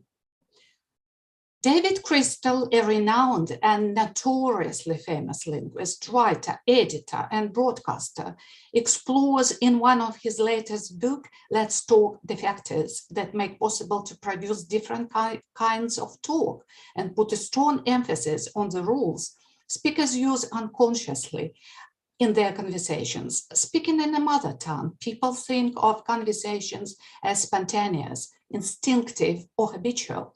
Crystal describes the rules of conventional constructs, shows how they work and how people can manipulate with them when circumstances warrant it. So the point is how to strengthen soft skills to be able to play conversational games and remain on the strain of interlocutors' principles and priorities, how to be efficient in articulating ideas and delivering them in the appropriate and rational way that is up to everyone's cultural understanding and mental picture constraint.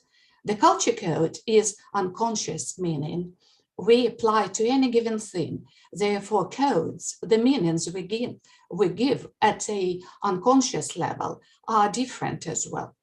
They come down to the worlds in which we grew up. What most people don't realize is that these differences actually lead to our processing the same information, but in absolutely different way.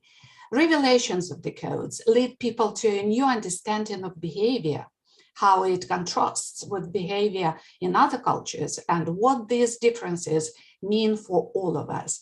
Once you know the codes, nothing will ever look the same again. Teaching the university students a Japanese business culture, I teach a sort of things that businessmen should avoid in order to give a fancy in a country, and what they should give a better impression. There's a strong feeling of saving face in Japan. For example, they never say no. They will find a lot of different ways to say yes, but it doesn't mean, yes, we agree to your terms. It means, yes, we hear what you're saying. They just don't like to upset people by saying no. Another amazing cultural difference is establishable and easily recognizable. It concerns a so-called turn-taking in a seniority and hierarchy respectful Japanese culture that governs the way in which the conversation proceeds, and participants from a different culture may have trouble identifying the different roles. According to David Crystal's reminiscence of visiting a bookstore for a talk and book signing, he found himself after the event in a side room for drinking tea in a complete silence. He was accompanied by a bunch of people, namely the sales assistant who had been looking after him, the head of the department in which his books were located, the bookstore manager, and the bookstore owner. Experiencing this comfort during a tea drinking session, David Crystal broke the silence and asked the sales assistant how many books they sold that day. To his bigger surprise, the assistant, the manager, and the owner looked embarrassed. They were bowing to each other turn by turn and giving nice little speeches, and finally supplied the author with the details.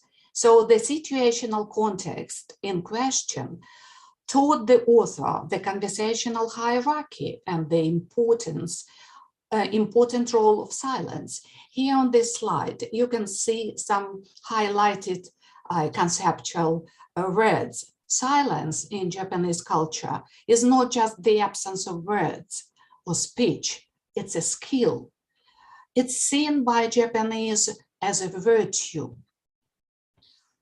I can continue. As one of the commentators of the business culture testified, the Japanese have the wonderful ability to enjoy the company of friends in silence as well as in sound.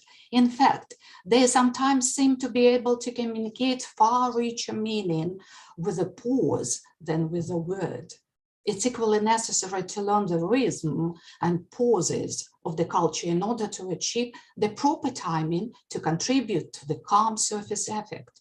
This timing or utilization of the effective pause is called ma in Japanese. Topic choice is another culture-sensitive aspect of cross-cultural communication. What to talk about and what not to talk about. There's a top 5 topics you can see: politics, money, religion, race, and sex. So these typicalities are not willingly tapped on during conversations. Just a well-known ice-breaking question is to inquire about each other's family. Do you have children? How old are they? At the same time, this question wouldn't be appropriate to ask, for instance, in China, because we know that they introduced a one-child policy in 1979. Another example, the weather is a common and the safest opening of conversation in the business English countries. The other options cover findings such as, for example, parking spot, getting through airport security, or local food and drink. As for the American culture, Americans could offer any number of answers to the question, what do you do? What job do you do? Well, we have to decipher this question in this way. And the only expected answer involves your work and enables us to size someone up, as well as providing a verse or small talk. Such questions might be viewed as uncomfortable topics in some European countries, such as Italy, Germany, or France. Dr. Glaterra Pai, international revered cultural anthropologist and marketing expert, the chairperson of Archetype Discovery worldwide, and a personal advisor to 10 high-ranking CEOs, argues in his national bestseller, The Culture Code, work could make you feel that you were like a queen, that you were on a map, that you have already arrived in your life. Work could make you feel that it was all you did. If you lost your work, you could feel that you had nothing. In other words, for Americans, work was not simply something you did to make a living or because you had to do it. Even if you did not like your work, it had a much more powerful dimension, a life dimension, a life-defining dimension. The American culture code for work is who you are. Americans very strongly believe that they are what they do in their jobs. Because sometimes if they lost their jobs, they think that they are nobodies. If the work means who we are, then it is perfectly understandable that we seek so much meaning in our jobs. If our jobs feel meaningless, then who we are is meaningless as well. Ritz-Carlton Hotel does an excellent job of giving its staff a positive sense of who they are. The company calls its employees ladies and gentlemen, serving ladies and gentlemen. Their goal is to give their guests the best hotel experience ever in their lives. Their goal and the job, they want to provide the best experience. Ritz-Carlton understand that if they want to create a culture of sophistication for their guests, they need to do the same for those who work there. And to finalize, this study was based on the inclusive approach to learning and teaching that tries to fulfill the unique learning needs for each individual students to acquire foreign language intricacies. The diversity pedagogy theory and transdisciplinary approaches contended that there is a natural and inseparable connection between culture and cognition. In the context of this study, the specific association of cultural sensitivity was explored. Moreover, the framework is supported by the social learning theory. This theory stressed that individual learns from interaction with other people in a social context. The theory is important because students have to adapt or accept the culture of others to prevent barriers from one another and could therefore reach a higher cultural sensitivity. The present study endeavors to determine the cultural sensitivity and classroom management of teachers. Findings revealed that both teachers and students have high level of ability to assess and evaluate other cultures. They also are able to reach a high level of cultural competence in terms of message skills, intercultural management, behavioral flexibility, identity management, and relationship cultivation. The results strengthen the suggestion that the effective cross-cultural communicator could be able to adapt to new social conventions and behavioral demands. Another revelation is awareness of the impact culture has in shaping students' behavior is a critical part of emotional intelligence. These two constructs are interrelated to each other.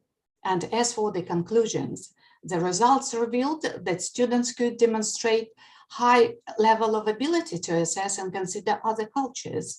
And the study, as far as the study is focused on a multicultural context, the future students should be conducted to further understand cultural sensitivity and classroom management of teachers across different levels.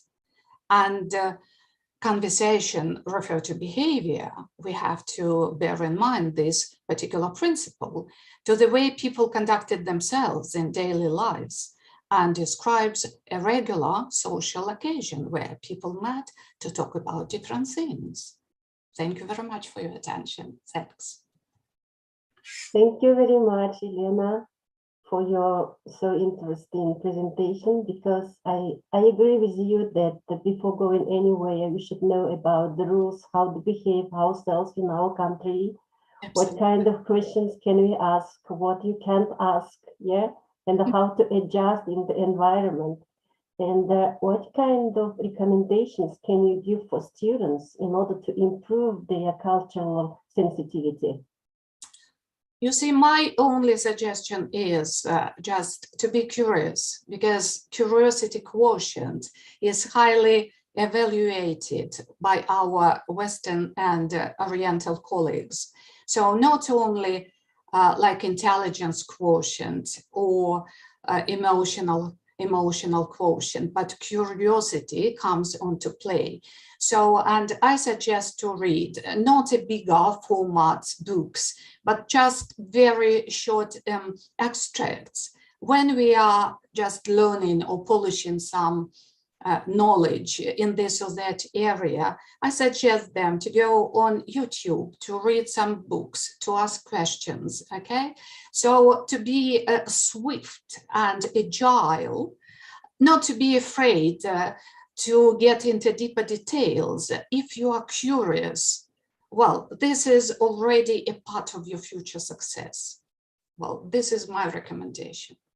To read Thank you very much. to communicate a lot, to be open, Yeah, to be flexible. Yes, you are absolutely, right. absolutely. Yeah. Mm-hmm.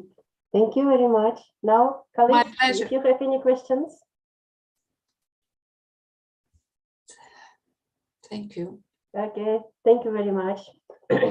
Now, the next presenter is Botagos Magulova Sholpan Jarkimbekova, Gumilev Eurasian National University, with the topic Mass Media as a Media Space for Constructing the Identity of Kazakhstan. Please welcome.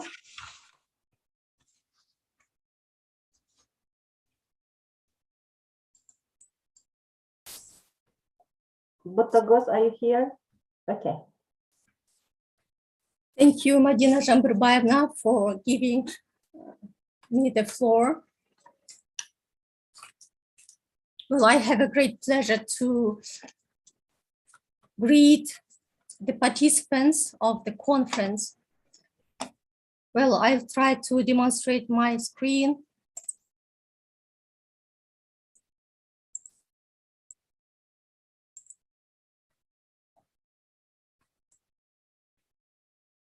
Is it visible? Yeah, it is visible. Butagos, you have only 10 minutes, okay? 10 minutes. Okay. Okay, I'll try. Well, our research is upon the issue of mass media as a media space for constructing the identity of Kazakhstan.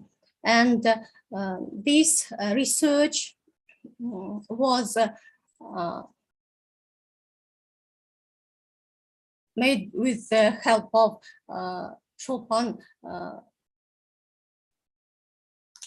Kuzarovna Jarkenbekova, and the research has been funded by the Science Committee of the Ministry of Science and Higher Education of the Republic of Kazakhstan.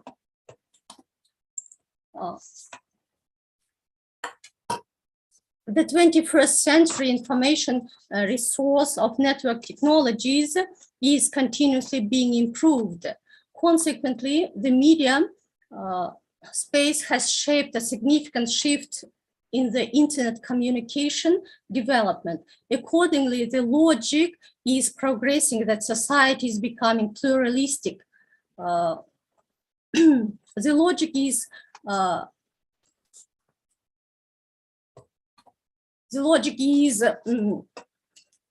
implemented because nowadays we live in a golden age of digital technologies. The discourse of electronic versions of the high quality press operates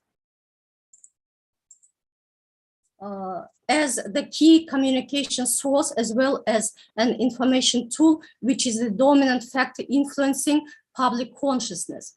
The relevance and value of any event, both social and political, is determined by the focus of significance and meaning the media put into the information space of this event. Undoubtedly, mass media play a dominant role in constructing the image of the country in the public consciousness. It is stated the extreme relevance of the study of media discourse as a linguistic phenomenon as tools affecting the issue of constructing the identity of the country. In the modern era, the study of persuaded power of linguistic means on public consciousness in the press demonstrated a growing interest among researchers. In review literature, the prominent researchers in the sphere of linguistics, social linguistics, and discourse analysis like Alan Bell, Norman Fairclough, John Van Dyke, Valeria Chernявskaya state the language of news media has always attracted the attention of linguists in the field of applied and social linguistics and discourse analysis. Firstly, with its relevant content, the media discourse demonstrates a direct impact on the creation of value attitudes among the addressees. Secondly, it constructs the corresponding reality of the surrounding real world and interprets it from a certain angle. Research on news language were established in the 1990s. Mainly under the umbrella of critical discourse analysis.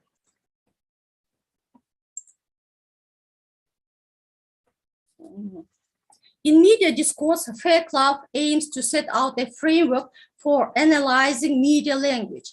The analysis of the media text is expected to provide the answer to the questions: how is the world represented? What identities and relationships are set up?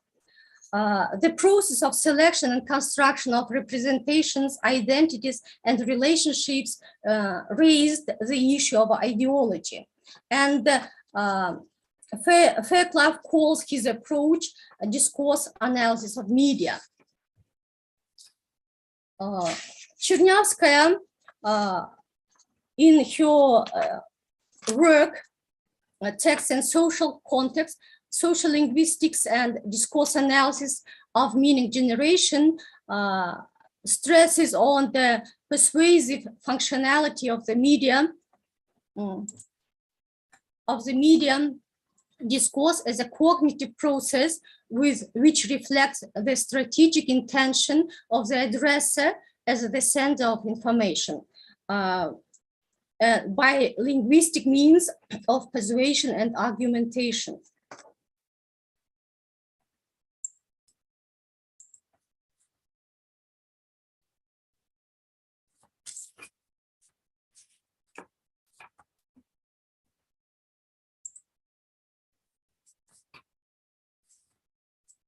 Well, the research question touched upon the problem of constructing the identity of Kazakhstan through operationalization of linguistic means as tools for the realization of the purpose and function of the text. The media discourse analysis is aimed at and focused on verbal texts. The purpose of this study is to identify the specifics of the persuaded communication and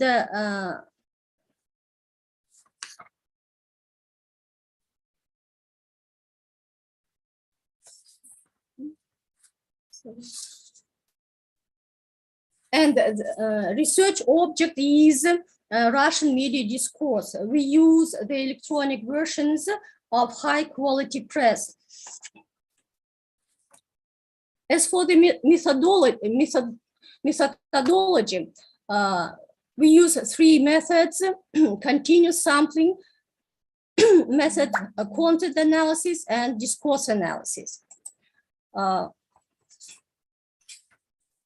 Receiving and perceiving the message, the addressee expands his background knowledge with the help of contextualization in the shape of extra-linguistic factors as semantic support, and constructs a private evaluative position to information of the text, reflecting the specifics of the world understanding and the worldview of a certain national community.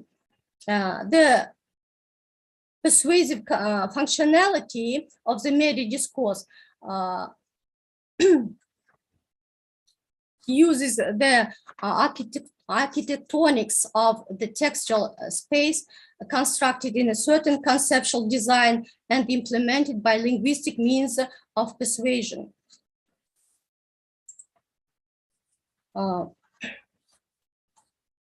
We make a little lessons on the Laswell's model. He offers the interrogative forms with the who says what in which channel to whom with what effect. And scientifically approaching the issue of communication, Laswell postulates that scientists studying who study the factors that initiate and direct the act of communication. This paradigm, the researcher calls control analysis. Researchers who focus on engage in content analysis. As for our research, we try to make an emphasis on what effect. We note that headlines of newspaper articles play a significant role as a first phase of communication between the addressee and the addressee. When the addressee visualizes the page of the newspaper, first of all, he reviews the headline of the article. With the help of such headlines, as you can see on the slide, we may say that modality of possibility is used to model a hypothetical situation of the future. The intensity of the picture of the bright future is determined by the use of emotional and evaluative lexical units in the description with the help of the epithet beautiful Kazakhstan, and pragmams, the evaluative values of which have incorporated the context in the form of pragmatic situation into the core of their lexical meaning using the means of futurality. The alternative future is modeled with the term of prosperity. The attractiveness of the country is increasing due to the fact that Kazakhstan is actively producing the ideas of a new Kazakhstan. Strategy of building new Kazakhstan, new course of the country prevails where the tactics of modeling of alternative future in the form of predicative model are generated. And you see the such headlines as "Together we built a new Kazakhstan," and Kazakhstan is on the threshold of big changes, shows that the linguistic means implement the tactics of future tense.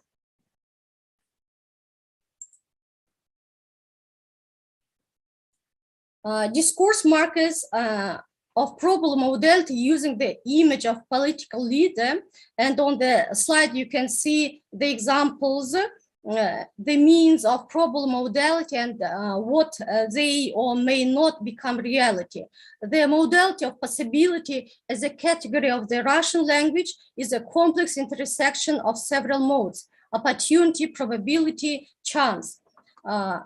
Value position is indicated and projected with the axiological processes related to the semantic structural class of action verbs and the possibility mode.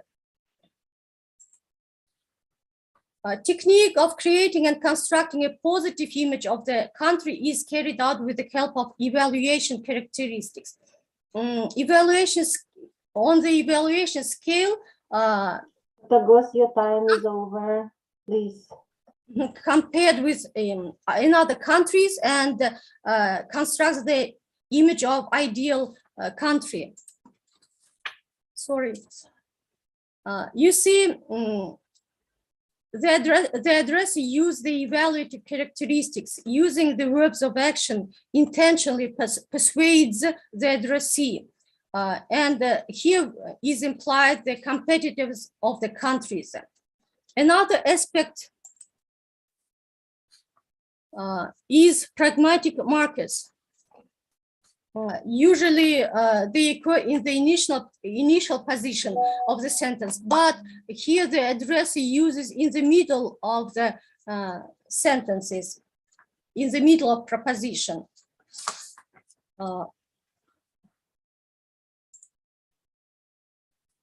Knowledge in the way of information as a result of cognition leads to awareness of the country, providing the image of reality of about the object of perception. Also here verbs, action verbs are used. Another aspect is an intermediary aspect. The next example, we can see the addressee implements the provocative effect. The addresser persuade the addressee's consciences by impacting with the Laswell model, who says what, in which channel, to whom, with what effect. And here the provocative effect is Kazakhstan unites the leaders of 50 countries. The research results is carried out within the framework of the Russian medium discourse, and this discourse contributed to Kazakhstan's identity implication through dominant images as image of new Kazakhstan, image of political leader, image of mediator, image of knowledge, image of the country's territory. In conclusion, we say that the essentially crucial point is the persuasive function of media discourse. Receiving and perceiving the message that Rossi expands his background with the help of extra-linguistic factors. Russian mass media as a media space constructs the identity of Kazakhstan, informing that Rossi persuasively about the Kazakhstan reality, thus fixing in their mind certain opinion. Thank you very much for your attention. Thank you very much, Butagos, for your interesting research topic. Now, colleagues, if you have any questions, you can ask Butagos. My pleasure. Okay, thank you. Now, the next presenter is Tlek Junusova from Walekhanov University, Kazakhstan, National and Cultural Values in the Folklore Text of Two Nations. Mr. Supekova, I have chatted to you today. Unfortunately, I couldn't speak because due to health problems. Okay. Marida Novruzova,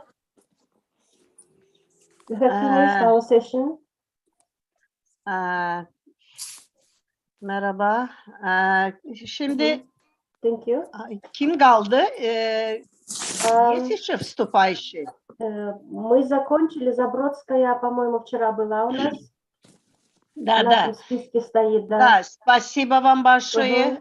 Были очень интересные выступления. Спасибо. У нас будет перерыв. Сейчас. После перерыва мы вернемся. Спасибо за участие.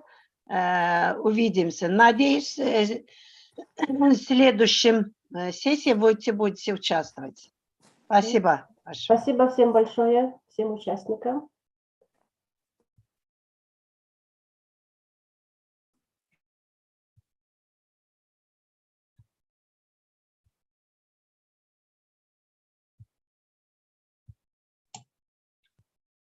Подскажите, пожалуйста, когда подключаться, через сколько минут? Через час. Через час, благодарю. Через час будет, да. По турецкое время будет...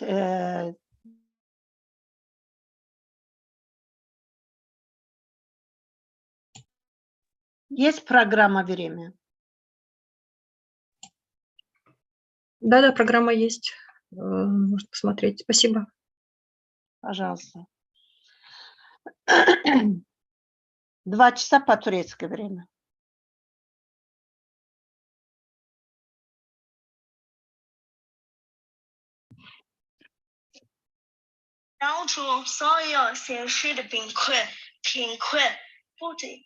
Ликвидация всех форм бедности во всем мире. 贫困不仅意味着收入和资源缺乏，贫困同时意味着饥饿、有限的医疗条件以及广泛存在的社会歧视和孤立。Бедности – это больше, чем нехватка доходов, это больше, чем недостаток ресурсов. Бедности – это голод, ограниченный доступ к медицине и образованию. Это социальная дискриминация и изоляция.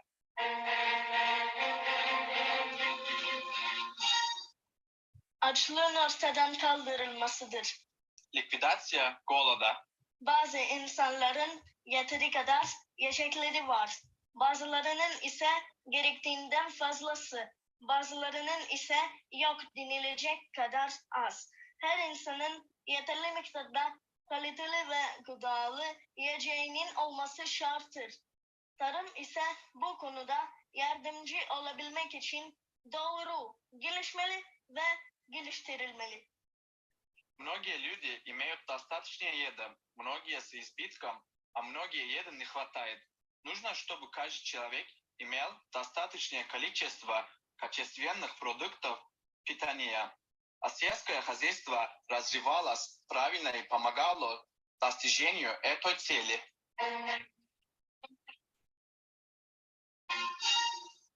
Bra hälsa och välbefinnande. Хорошее здоровье и благополучие. Hälsosam livsstil bör stödjas liksom välbefinnande hos alla i alla åldrar bör säkras. Hälsan är den viktigaste delen av vårt liv och tyvärr, jag förstår det bättre än många andra. Обеспечение здорового образа жизни и содействие благополучию для всех в любом возрасте. Здоровье – это самое важное в жизни человека. И, к сожалению, я понимаю это лучше, чем многие другие. Sauberes Wasser und Hygiene. Чистая вода и санитария. Der Zugang zu Wasserressourcen und die Fähigkeit, diese Wasserressourcen rational zu nutzen, sind für jeden lebenswichtig. Ohne Wasser gibt es kein Leben und ohne Hygiene gibt es keine Gesundheit. Доступ к водным ресурсам и умение их рационально использовать – это необходимость для всех и каждого. Без воды нет жизни, а без санитарии нет здоровья. Conservation of marine ecosystems. Сохранение морских экосистем. The ocean is huge, but most of it is littered and contaminated with waste.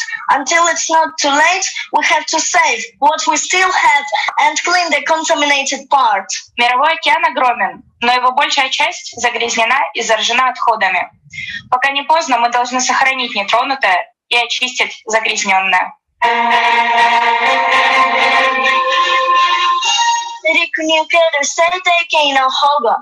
Сохранение экосистем суши. Кава, Мидзуми, Синрин, Муксоти, Чоруи, Добутсу, Кончу, Корева Субете, Рику ни укеру сейтайки десу. Коно сейтайки на сиду ва, учкусите кюту, тодзинру ва икиру гото га декимасен. Сидзену маморимашуよ. Леки, Аджора, Леса,